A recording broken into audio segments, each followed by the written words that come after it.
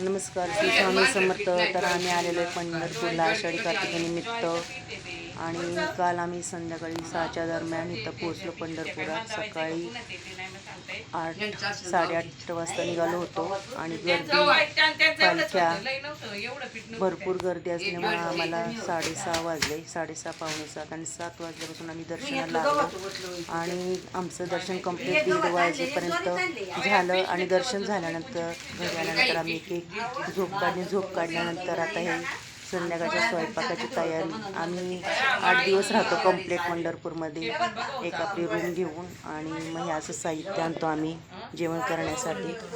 तर हे तांदूळ आणलेले आहेत, गव्हाचं पीठ, ज्वारी, कांदा, लसूण,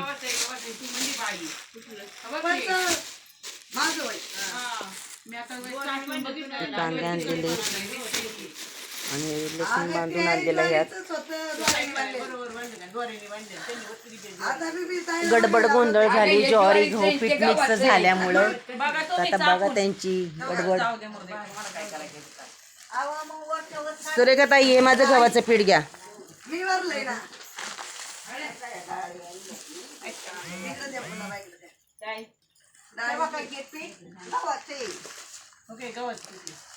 गव्हाचं आहे माझं ते.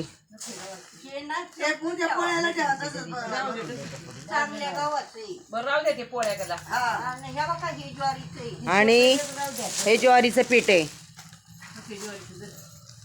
पिशवी द्या इकडे ती. हा लसूण कोणाचा आहे? काकींचा आहे नाही का? मी आणला नीट करून लसूण काकी.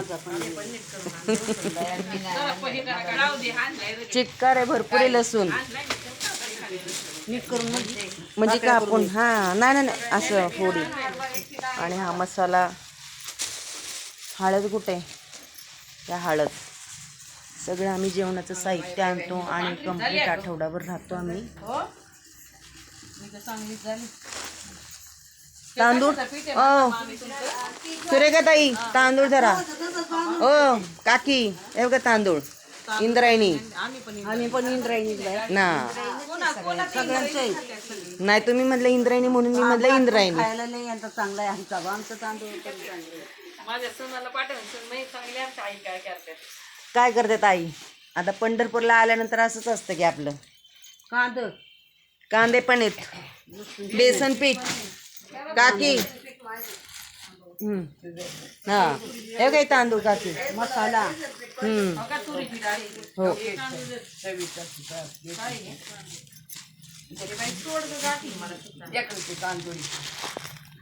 काकी हरभऱ्याची डाळ. हरभऱ्याची डाळ.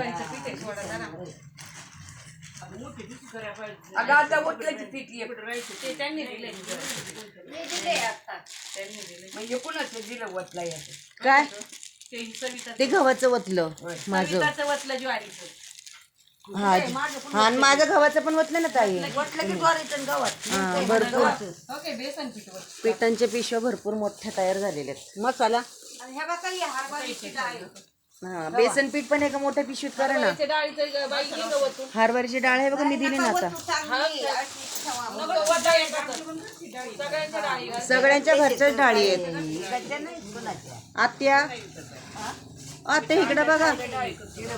आत्या झालं का तुमचं काढायचं?